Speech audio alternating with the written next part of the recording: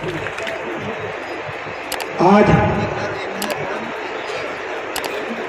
बाबा साहब के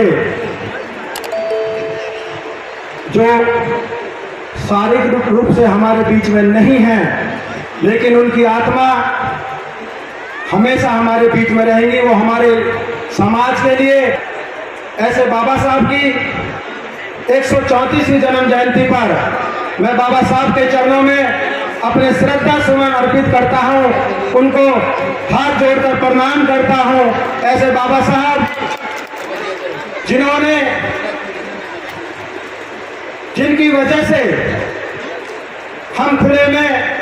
सांस ले रहे हैं, उनके बनाए हुए संविधान के अनुसार इस देश में हमारे जो भी नए नए कानून बनते हैं उनके बनाए हुए संविधान से बनते हैं। ऐसे बाबा साहब को मैं आज उनकी पुण्यतिथि पर सभी सर्व समाज की तरफ से उन्हें श्रद्धा सुमन अर्पित करता हूं। मंच पर उपस्थित हमारे बड़े भाई पूर्व मंत्री, हरियाणा सरकार में डिप्टी स्पीकर रहे चौधरी आजाद मोहम्मद जी, ये बात किसी से छुपी हुई नहीं है। हम तो बच्चे थे, हमें तो अगर हम कहें तो हमें तो पकी पकाई मिली है। अगर इस समाज को अगर उन्होंने जोड़ने का और पूरी सर्व समाज के साथ और बाबा साहब के लिए ये अंबेडकर भवन जो बनाया था और जो बाबा साहब की जो प्रतिमा आज अंबेडकर चौक पर स्थापित है, अगर उसमें सबसे बड़ा अगर योगदान था तो ये चौधरी आजाद मोहम्मद जी का था। इसमें कोई दो राय नहीं है, मैं बिल्कुल खुले मन से इस बात को कहता हूं। और बहुत ही बड़े समाज सेवी हमारे बड़े ही सम्मान्य फजलुद्दीन बेसर साहब, जिनकी कविताएं, जिनकी पत्रकारिता, जिनकी समाज सेवा किसी से छुपी हुई नहीं है, ऐसी महान शख्सियत। और हमारे बड़े भाई रमेश कामरा जी, जो कि विदेशों में अपनी सेवाएं देकर आए हैं और उनका एक मन रहता है कि मैं किस तरीके से अपने शहर की सेवा कर सकूं, किस प्रकार से अपने शहर की सेवा कर सकता हूं। हमेशा उनका एक मन रहता है कि किसी तरीके से हर संसाधन से वो हर तरीके से समर्पित रहते हैं। और हमारे डॉक्टर विक्रम जी, डॉक्टर मनीष जी, रघुवीर जी एक्स कमांडेंट और रघुमती जी, और हमारे नगर पालिका के पार्षद भाई सतपाल जी, भाई धर्मपाल जी, और हमारे विनोद जांगड़ा जी, सुभाष जी, दीनदयाल बाबू जी, और आज हमारे बीच में विशिष्ट अतिथि के रूप में भाई नसीम अहमद जी को भी आना था, लेकिन वो किसी कारणवश नहीं आ पाए। उनके साहबजादे अमान नसीम जी और साउद्दीन अंकल जी, सभी मंच पर उपस्थित जिनका नाम मैं न ले सकता हूँ, और हमारी बहन जी भी बैठी हुई हैं, और हमारी बहुत ही जुझारू और समाज के लिए समर्पित, ये बात भी किसी से छुपी हुई नहीं है, हमारी बहुत ही समर्पित बहन अंजू बालाजी और समिति के सभी पदाधिकारीगण, और मेरे सामने बैठे हुए मेरे सम्मानित बुजुर्गों, नौजवान साथियों और महिलाएं और बहनें, आज मैं समिति का बहुत बहुत धन्यवाद करता हूं। एक नाचीज को आज उन्होंने एक मुख्य अतिथि के लायक समझा। मैंने समिति के सदस्यों से कहा था कि आप मुख्य अतिथि के रूप में किसी ऐसी शख्सियत को चुनो कि अगर वो हमारे बीच में आए तो हमें भी उनका मान सम्मान करने का मौका मिले, क्योंकि मैं तो आपका अपना बच्चा हूं। आप तो मुझे किसी भी तरीके से नहीं बुलाओगे, मुख्य अतिथि, विशिष्ट अतिथि, आम आदमी के तौर पे भी नहीं बुलाओगे, तो अभी मैं आपके बीच में खड़ा मिलूंगा। आप जहां मुझे कहोगे मेरी जगह वहां निश्चित रहेगी। तो अभी मेरे से पूर्व वक्ताओं ने बाबा साहब के बारे में बहुत अच्छा बतलाया। हमारी बहुत छोटी छोटी बच्चियां जो अपने माध्यम से, अपनी वाणी के माध्यम से बाबा साहब का गुणगान कर रही थी, ऐसी प्रतिभाएं समाज में उभरती रहें, उनके लिए भी मैं बच्ची को, अपने बच्चियों को, मेरी बहनें हैं, उनको भी मैं आशीर्वाद देता हूं, क्योंकि मेरे छोटी हैं, मैं आशीर्वाद उनको दे सकता हूं। और मैं तो आप लोगों से यही एक अपील करता हूं, हर बार मैं मंच के माध्यम से अपील करता आया हूं कि समाज को संगठित करो। जो बाबा साहब का एक नारा था, शिक्षित बनो, संघर्षशील बनो, संगठित बनो,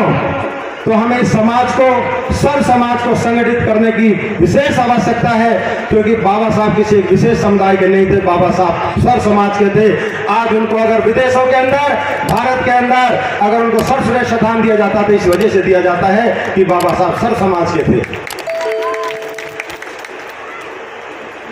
वो दिन 1891 का आज ही का दिन बाबा साहब ने एक उस शख्सियत के रूप में इस भारत में जन्म लिया, जिनकी वजह से, जिनके बनाए हुए संविधान की वजह से आज हम अपनी खुली कलम से,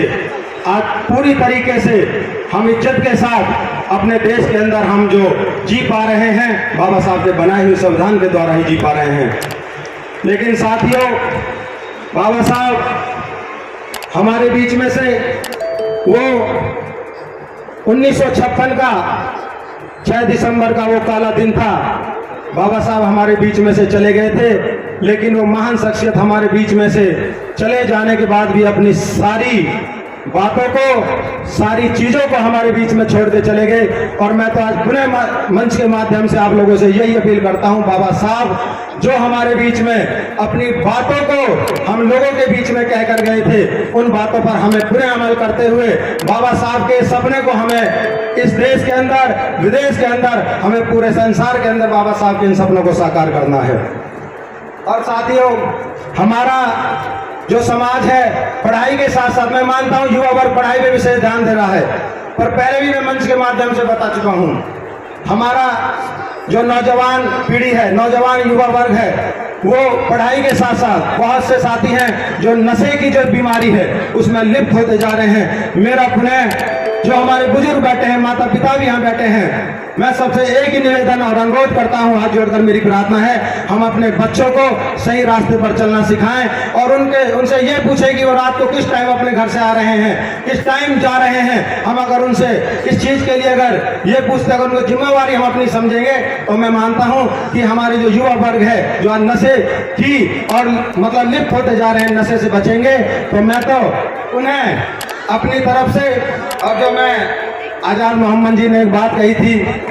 कि मनीष जैन जी, आपने पिछली बार मंच के माध्यम से ये कहा था कि ये पार्क बड़ा डेवलप होगा। वैसे मेरे बड़े भाई हैं, मुझे उनकी गलती सुधार करने का कोई अधिकार नहीं, और इतना अधिकार मेरा कभी बन भी नहीं सकता कि मैं उनकी कोई गलती को सुधार सकूं। पर मैं पुनः उनको याद दिलाना चाहता हूं कि चौधरी साहब, मैंने मंच के माध्यम से कहा था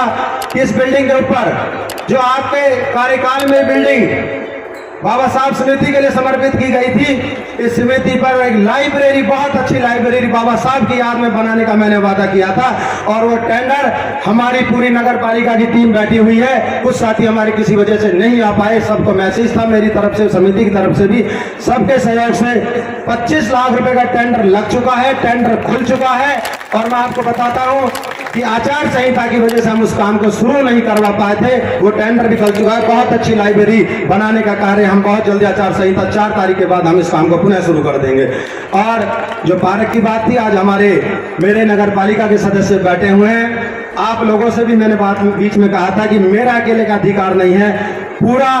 नगर पालिका की जो समिति है हमारी, जो पूरी हमारी टीम है, उससे हम मिलकर हम आपके इस वादे को, मैं आपके मंच के माध्यम से इस वादे को पूरा करने की हम भरपूर कोशिश करेंगे। और हो सकता है, आजाद मोहम्मद जी ने कहा था, हो सकता है अगली बार अगर हमें मौका मिला, हम अगर रहे इस दुनिया में, तो हो सकता है इस भव्य पार्क के रूप में इसमें हम आगाज प्रोग्राम करने का आपसे, मतलब पूरी तरीके से तो वादा नहीं करते, पर आपको विश्वास दिलाते हैं कि आप बाबा साहब का अगर आशीर्वाद बना रहा तो हो सकता है ये काम हम आपका पूरा करेंगे। और मैं पुनः बाबा साहब के बारे में तो मुझसे और बहुत वक्ताओं ने बाबा साहब के बारे में विस्तार से बता दिया, समय का भी अनुभव है, क्योंकि बाबा साहब एक कोई छोटी शख्सियत नहीं थे, बाबा साहब बहुत बड़ी शख्सियत थे। बाबा साहब ने एक ऐसी विचारधारा के थे, बाबा साहब उनकी एक सोच देखो, उन्होंने 3 गुरुओं को ही अपने जीवन में उतारा था। एक थे तथाकथित भगवान बुद्ध, और एक थे हमारे महात्मा ज्योतिराव फुले, और एक संत कबीर। उन्होंने ऐसी 3 शख्सियतों को अपने गुरु के रूप में चुना कि जिन शख्सियतों को आज भारतवर्ष उनको एक संत के रूप में, एक महान शख्सियत के रूप में देखता है, ऐसे हमारे बाबा साहब थे। अभी मैं पुनः बाबा साहब की जन्मोत्सव पर सर्व समाज को, समस्त देशवासियों को, प्रदेशवासियों को बाबा साहब के जन्मोत्सव की बधाई देता हूँ, शुभकामनाएं देता हूँ और बाबा साहब के चरणों में पूरे श्रद्धांजलि अर्पित करता हूँ। जय भीम, जय भारत।